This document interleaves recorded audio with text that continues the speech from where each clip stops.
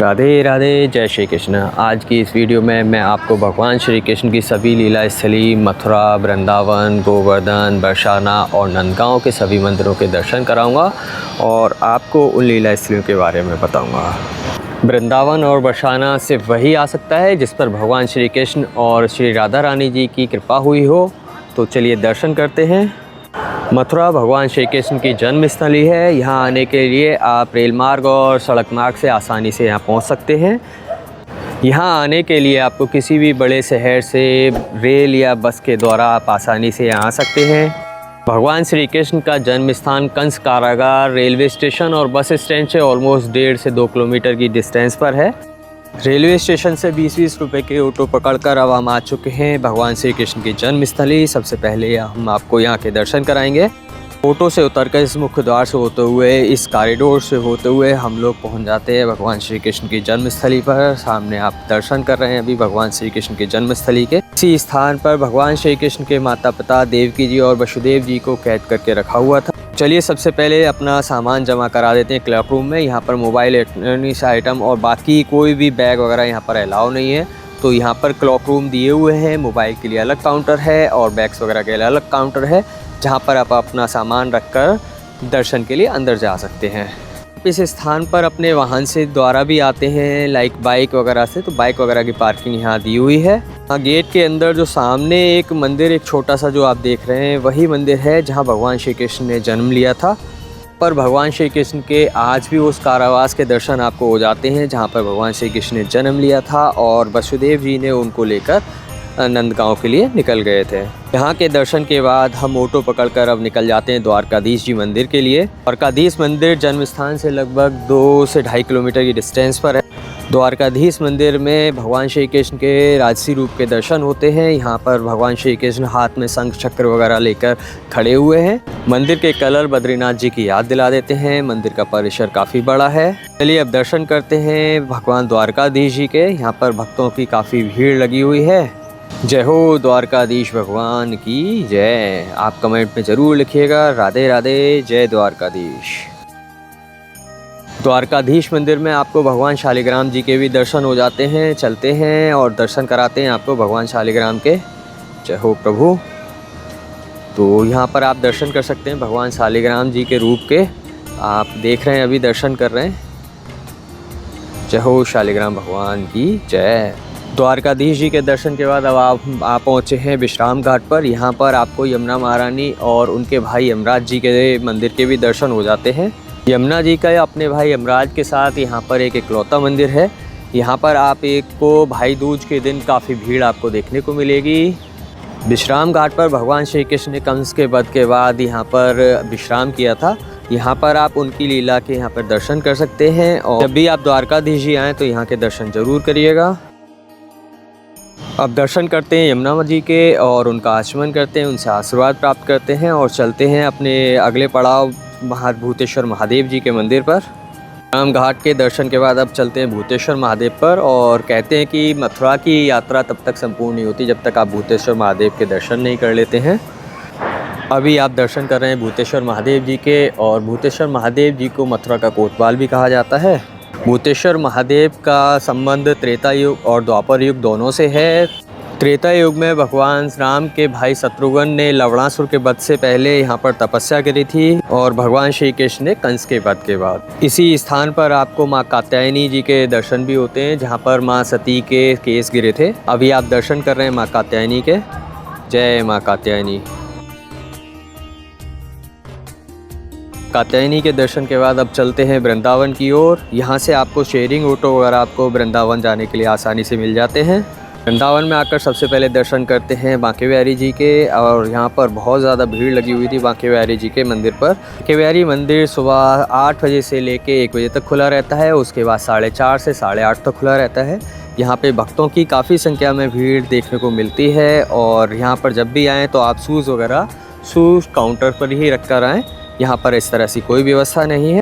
पहले की अपेक्षा बांके बिहारी जी के दर्शन काफ़ी आराम से हो जाते हैं। जब से मंदिर में ग्रिल वगैरह की व्यवस्था की गई है, काफ़ी आराम से यहाँ मंदिर में दर्शन होते हैं। बांके बिहारी जी के दर्शन के बाद अब चलते हैं राधा वल्लभ जी के दर्शन के लिए। मंदिर के अंदर भी श्रद्धालुओं की काफ़ी अच्छी संख्या में भीड़ थी। थोड़ी देर बाद यहाँ पर आरती शुरू हो गई और हमें भगवान जी की आरती देखने को मिली, जिसमें बहुत ही आनंद आया। राधा वल्लभ जी की आरती के बाद अब हम पहुँचे हैं गोपेश्वर महादेव मंदिर पर। गोपेश्वर महादेव मंदिर पर भी श्रद्धालुओं की काफ़ी अच्छी संख्या में भीड़ देखने को मिली और अब हम अंदर चलते हैं। मंदिर के बाहर ही जूते चप्पल उतारे और बाहर से ही प्रसाद लिया और उसके बाद हम मंदिर की ओर चलते हैं। भगवान शिव ने गोपियों के साथ महारास में सम्मिलित होने के लिए माता पार्वती और यमुना मैया की मदद से गोपी का रूप लिया था। इस अनोखे रूप के कारण इन्हें गोपेश्वर महादेव के नाम से जाना जाता है। यहाँ पर भगवान शिव की स्त्री रूप में पूजा की जाती है। चलिए अब दर्शन करते हैं भगवान शिव जी के। जय हो गोपेश्वर महादेव की जय। पास में ही निधिवन है। अब हम पहुँचे हैं निधिवन पर और यहाँ पर भी भक्तों की काफ़ी संख्या में भीड़ है। अंदर चलते हैं। अंदर चलकर हमने सबसे पहले दर्शन किए उस स्थान के जहाँ पर भगवान श्री कृष्ण प्रकट हुए थे। निधिवन स्वामी हरदास जी की तपोस्थली है। यहाँ पर ही उन्होंने तप करके भगवान श्री कृष्ण को प्रकट किया था। इसके बाद अब दर्शन करते हैं रंग महल के। ये वही स्थान है जहाँ पर भगवान श्री कृष्ण और राधा रानी जी रात में रास करने के बाद विश्राम करते हैं और कहा जाता है कि यहाँ पर उनका रखा हुआ जो भी श्रृंगार का सामान है और खाने का जो पान बीड़ा वगैरह होता है वो सब बिखरा हुआ मिलता है। निधिवन के यह तुलसी के वृक्ष भगवान श्री कृष्ण की 16,000 सखियाँ हैं। 5500 वर्ष होने के बाद भी यह पेड़ नीचे से सूखे हुए और ऊपर से हरे भरे दिखाई देते हैं। आज भी रात में यहाँ पर भगवान श्री कृष्ण राधा रानी और अपनी इन गोपियों के साथ यहाँ पर रासलीला करते हैं।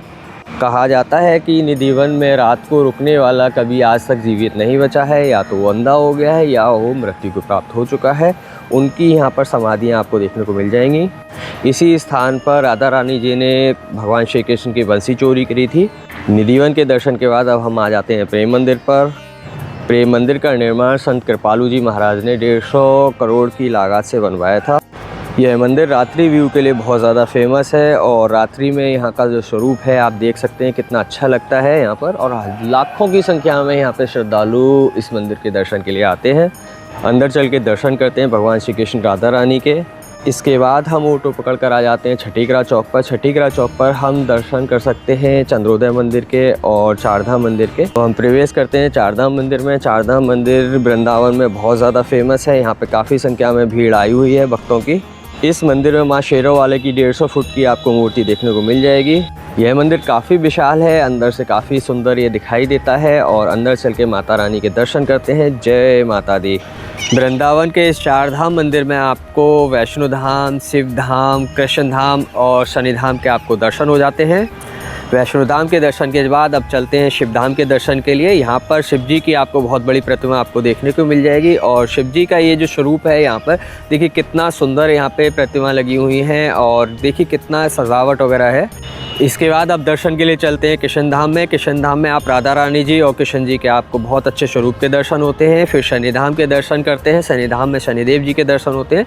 उसके बाद अब चलते हैं चंद्रोदय मंदिर की ओर। चंद्रोदय मंदिर में आपको कृष्ण जी और राधा रानी जी के बहुत सुंदर स्वरूप के आपको दर्शन होते हैं। यह मंदिर 700 फीट ऊंचा होगा और यहाँ पर आपको बहुत ज़्यादा विशाल मंदिर के आपको दर्शन होंगे। मंदिर की लुक कुछ इस तरह से रहने वाली है। अभी मंदिर की जो आप नीचे की बनावट देख रहे हैं यही खाली बनकर अभी तैयार हुई है, बाकी की ऊपर बनावट बननी अभी तैयार हो।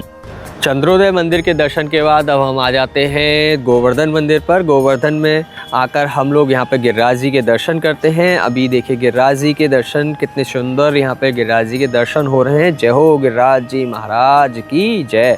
यह वही स्थान है जहाँ पर भगवान श्री कृष्ण ने गोवर्धन पर्वत को अपनी उंगली पर उठाया था और यहाँ पर अभी ठाकुर जी के आप चरण चिन्हों के दर्शन कर रहे हैं। गिरिराज जी के दर्शन के बाद अब हम लोग बस पकड़ते हैं बरसाना जाने के लिए। बरसाना जाने के लिए हमको गोवर्धन बस स्टैंड से आप बस आराम से मिल जाती है। गोवर्धन बस स्टैंड से बस पकड़कर अब हम लोग बरसाना पहुंच जाते हैं। बरसाना के अभी प्रवेश द्वार पे हम लोग खड़े हुए हैं। यहाँ से अब राधा रानी जी के महल के दर्शन करने के लिए निकलते हैं। राधा रानी जी के मंदिर की टाइमिंग कुछ इस तरह से रहती है। आप यहाँ पर जब भी दर्शन करने आए राधा रानी जी के दर्शन करने के लिए इन समय अनुसार आप निकलें और यहाँ पे इन सीढ़ियों से होते हुए हम लोग पहुँच जाते हैं राधा रानी जी की अटारी पर। और ये राधा रानी जी की अटारी का मुख्य गेट है। यहाँ से होते हुए हम लोग पहुँच जाते हैं आगे की ओर। यहाँ पर आरती का टाइम होने की वजह से काफ़ी भीड़ थी और उसके बाद हम लोग यहाँ पर एंजॉय करते हैं और राधा रानी जी के दर्शन करते हैं। अभी ये आप बरसाना धाम के संपूर्ण दर्शन कर रहे हैं। राधा रानी जी की अटारी से बरसाना धाम कुछ इस तरह से दिखाई देता है। राधा रानी जी की अटारी से हम लोग बरसाना गांव के दर्शन करने के बाद वापस आ जाते हैं क्यू के अंदर। यहाँ पर मंदिर का गेट खुलने ही वाला है, तो आरती के लिए अभी मंदिर का गेट खुल गया, हम लोग अंदर आ गए हैं और यहाँ पर अब आरती शुरू होने वाली है। जय हो राधा रानी की जय। देखिए आरती शुरू हो गई है, राधा रानी की जय। राधा रानी जी की आरती में जो आनंद आया वो आपको यहाँ बता ही नहीं सकते। जय हो राधा रानी की जय। देखिए कितने अच्छे स्वरूप में यहाँ पे राधा रानी जी के दर्शन हो रहे हैं। राधा रानी जी की आरती में राधा रानी जी की कृपा बरस रही है। जय हो राधा रानी की जय। आरती का समय होने के कारण यहाँ पे भक्तों की काफ़ी संख्या में भीड़ रहती है, तो आप जब भी आएँ यहाँ पर आप बाहर की ओर बैठ के राधा रानी जी का नाम जाप कर सकते हैं। देख रहे हैं यहाँ पे काफ़ी संख्या में भक्त लोग नाम जाप वगैरह कर रहे हैं और राधा रानी जी का आनंद ले रहे हैं। उसके बाद हम लोग निकल चुके हैं बाहर की ओर। बाहर आने पर आप अगर यहाँ पर रोपवे के थ्रू भी आना चाहते हैं तो रोपवे से भी आ सकते हैं। आने जाने का किराया 100 रुपये होने वाला है पर पर्सन। राधा रानी जी के दर्शन के बाद अब हम लोग निकल चुके हैं कीर्ति मंदिर की ओर। कीर्ति मंदिर पर आकर यहाँ पर बाहर ही आपको जूता स्टैंड वगैरह आपको मिल जाता है। उसके बाद अंदर की ओर चलते हैं, तो यहाँ पर कीर्ति मंदिर का गेट है, ये आप अभी दर्शन करें कीर्ति मंदिर के गेट के। उसके बाद अंदर चलते हैं, यहाँ कुछ चेकिंग वगैरह करा के, और अंदर जाने के बाद मंदिर का दृश्य जो कुछ इस तरह से है। मंदिर का प्रांगण काफ़ी बड़ा है, मंदिर बहुत विशाल है। यह संत कृपालू जी महाराज द्वारा बनाया हुआ बरसाना धाम के अंदर कीर्ति मंदिर है। कीर्ति मंदिर की सजावट और डेकोरेशंस वगैरह आप अगर देखते हैं तो ये प्रेम मंदिर की तरह है। यहाँ पे भी लाइटिंग शो वगैरह होता है। अंदर मंदिर कुछ इस तरह से काफ़ी अच्छा नज़ारा है यहाँ का। और अभी राधा रानी जी के साथ आप उनकी माँ कीर्ति जी के दर्शन कर रहे हैं। मंदिर के अंदर ही भगवान श्री कृष्ण और राधा रानी जी की, उनकी माँ कीर्ति जी की अलग अलग सुंदर सुंदर झांकियाँ बनी हुई हैं। अभी आप दर्शन कर रहे हैं उन झांकियों के। काफ़ी अच्छी झांकियाँ हैं, काफ़ी अच्छी सजावट यहाँ पे की हुई है। जब भी आप बरसाना धाम आएँ तो कीर्ति मंदिर के दर्शन ज़रूर करें। यहाँ पर आपको राधा रानी जी की माँ के और उनके दर्शन होते हैं। काफ़ी अच्छे स्वरूप में यहाँ पर दर्शन हो जाएंगे। जय हो राधे राधे। अभी यहाँ पे दर्शन हो रहे हैं भगवान श्री कृष्ण और राधा रानी के नौका विहार के।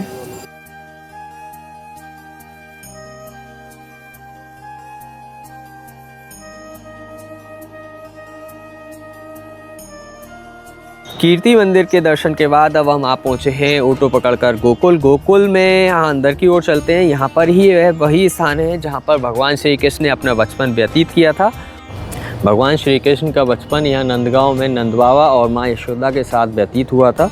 तो आप यहाँ की इन पतली गलियों में, संकरी गलियों से होते हुए जाते हुए आप नंद महल की ओर जाते हैं और वहाँ जाकर नंद बाबा के दर्शन करते हैं। रास्ते में यहाँ पर छोटी छोटी दुकानें आपको देखने को मिल जाती हैं, जहाँ से आप भगवान श्री कृष्ण से जुड़ी हुई, उनकी लीला से जुड़ी हुई किसी भी वस्तु को आप यहाँ से परचेज कर सकते हैं। और धीरे धीरे आगे चलते हैं। यहाँ पर सामने नंद बाबा के हम महल पर आ चुके हैं। नंद भवन में गेट नंबर 1 के पास ही यहाँ पर शू वगैरह रखने के लिए छोटा सा काउंटर बना हुआ है, जहाँ से आप शू वगैरह रख के ऊपर की ओर जाते हैं। और नंद बाबा का यह महल काफ़ी बड़ा विशाल महल है यहाँ पर। और अभी आप महल के यहाँ दर्शन कर रहे हैं। जय हो नंद बाबा की जय। भगवान श्री कृष्ण की जय। भगवान श्री कृष्ण का यह मंदिर सफ़ेद कलर के संगमरमर से बना हुआ है। मंदिर में अंदर चलकर आपको भगवान श्री कृष्ण, उनके भाई बलदाव जी के सीधे हाथ पर आप नंद बाबा के दर्शन कर रहे हैं और उल्टे हाथ पे आपको दर्शन होते हैं माँ यशोदा के। उसके बाद हम लोग छत पे आ जाते हैं, जहाँ से नंद बाबा के पूरे नंद महल के दर्शन करते हैं। इस वीडियो में हमने मथुरा, वृंदावन, गोवर्धन, बरसाना एंड नंदगांव के सभी प्रमुख मंदिरों के दर्शन कर लिए हैं और इस वीडियो को यहीं पर क्लोज़ करते हैं। अगर आप हमारे चैनल पर नए हैं तो चैनल को सब्सक्राइब करें, लाइक करें, शेयर करें। जय जय श्री राधे।